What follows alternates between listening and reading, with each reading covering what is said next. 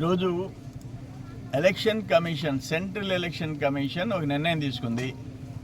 ఈ ఎలక్షన్లు అయినంత వరకు వాలంటీర్ల రోల్ ఉండకూడదు. ఎందుకంటే ప్రత్యక్షంగా వాలంటీర్లు ఓటర్లని ప్రభావితం చేయడం, మీతో ప్రచారంలో పాల్గొనడం మీరు చేసిన పనే. వైఎస్ఆర్సీపీ నాయకుల వల్ల ఈరోజు వాలంటీర్లు బలైపోయినారు. మా నాయకుడు ఒకటే చెప్పాడు, బాబు గారు వాలంటీర్ల విషయంలో ప్రత్యేక శ్రద్ధ తీసుకుంటాం, వాళ్ళకి ఎలాంటి చెడు చేయమని చెప్పాడు. మీరు ఎలక్షన్లో ఎందుకు వాడుకున్నారు? అందుకని ఈరోజు ఎలక్షన్ కమిషన్ ఎలక్షన్ టైం అయినంత వరకు వాలంటీర్లు వర్క్ చేయకూడదు అన్నది. పింఛన్లు ఇచ్చేదానికి ఒక్కొక్క సచివాలయంలో 12 మంది ఉద్యోగం చేస్తున్నారు. ఏం చేస్తున్నారు నాకు అర్థం కాలే. ఒక 200 ఉన్నాయి ఆ ఊర్లో, వాలంటీర్కి 22 గంటలు, ఒక రోజు పోతే 2 గంటల్లో పింఛన్లు ఇచ్చేసేవచ్చు.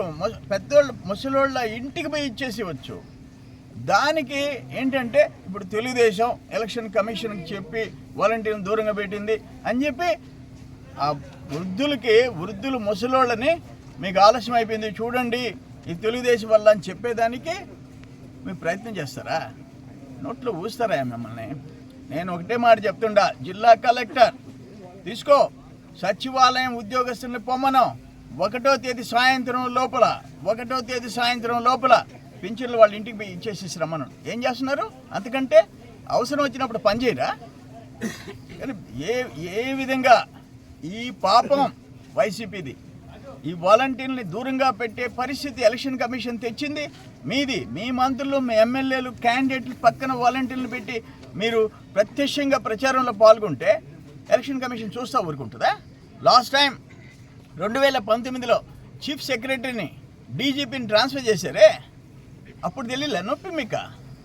మొత్తం రైతుల 4వ విడత 4,000 కోట్లు రుణమాఫీది అకౌంట్ ఫర్ చేసే టైంలో మీరు ఎలక్షన్ కమిషన్కి ఫిర్యాదు చేసి ఆపారే, అప్పుడు తెలియలే మీకు?